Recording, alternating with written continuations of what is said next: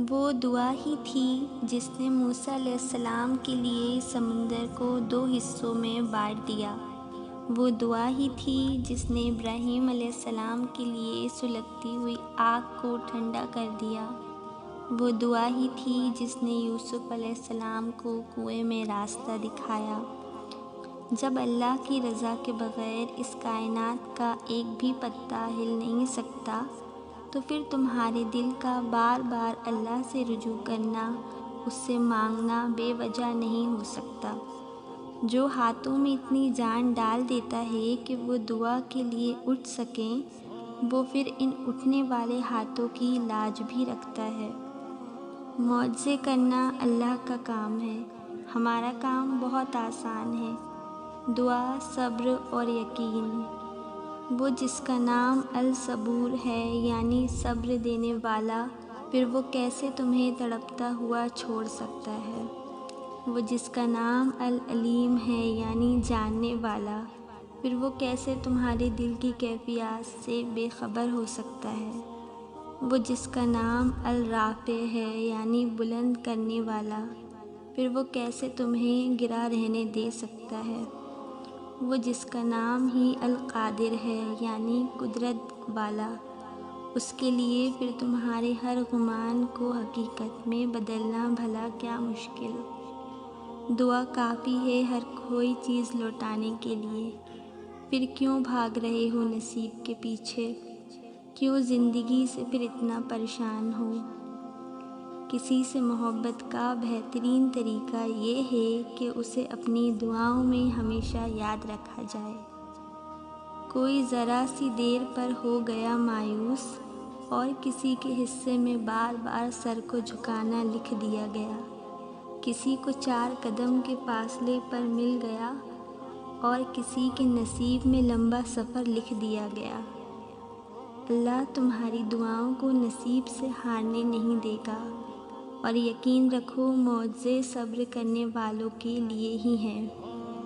تمہاری ایک دعا تمہیں کہاں سے کہاں لے جا سکتی ہے۔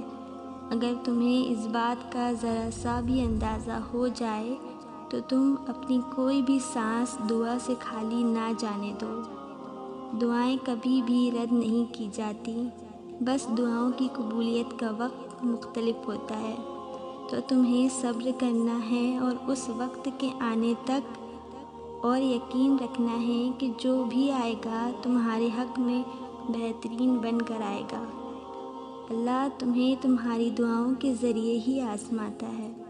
وہ تاخیر اس لیے کرتا ہے تاکہ تمہارا یقین دیکھ سکے۔ دعا کی قبولیت آپ کے اندر ہوتی ہے۔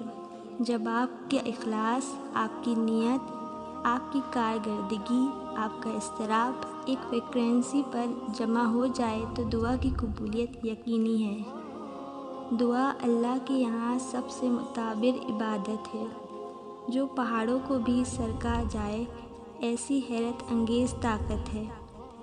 اللہ ہر اس آنسو سے واقف ہے جو آپ نے مسکراتے ہوئے پلکوں کے پیچھے چھپا لیا تھا۔ وہ رحیم رب اس دعا سے واقف ہے جس کے لیے ہاتھ اٹھاتے ہوئے آپ کا دل تکلیف سے پھٹ رہا تھا۔ تو تم دعا کرنا کبھی مت چھوڑنا، مگر ہاں، مقدر کے پیچھے بھی کبھی مت بھاگنا، بس یقین رکھنا اور انتظار کرنا۔ جو لمحے صبر آزماتے ہیں، دراصل وہی قبولیت کے لمحے ہوتے ہیں۔ ممکن یا ناممکن کا مت سوچو، بس اس پہ یقین رکھو۔ جو تم نے مانگا ہے، پھر تمہیں وہی دیا جائے گا جو تم چاہتے ہو۔ مگر دعائیں تو ناممکن کے لیے ہی ہوتی ہیں، ان کے لیے جو تمہارے مقدر کا حصہ نہیں ہوتی۔ وقت مقرر ہے قبولیت کا، لیکن جو ایک دفعہ اللہ کے حضور بچھ جاتی ہے، وہ سسکتی ہوئی جھولی پھر کبھی خالی نہیں ہوتی۔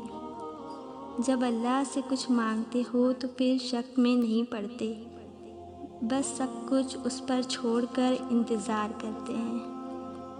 کیا ہو گیا اگر اللہ نے مقدر کا وہ حصہ نامکمل اس لیے رکھا ہو کہ تم اس خالی جگہ کو اپنی دعاؤں سے اپنی چاہت کے مطابق مکمل کر دو گے؟ تم سوچتے ہو کہ جو مانگ رہے ہو وہ کیسے قبول ہوگا، اور وہ تمہیں خبر ہی نہیں ہونے دیتا کہ اس نے تمہیں تمہاری دعاؤں کی قبولیت کا وسیلہ بنا دیا ہے۔ پہلے دعا، پھر صبر، مزید دعا، مزید صبر، مسلسل دعا، مسلسل صبر۔ اللہ دیکھ بھی رہا ہے، سن بھی رہا ہے، اور ہر پل تمہارے ساتھ ہے، یقین کیجیے۔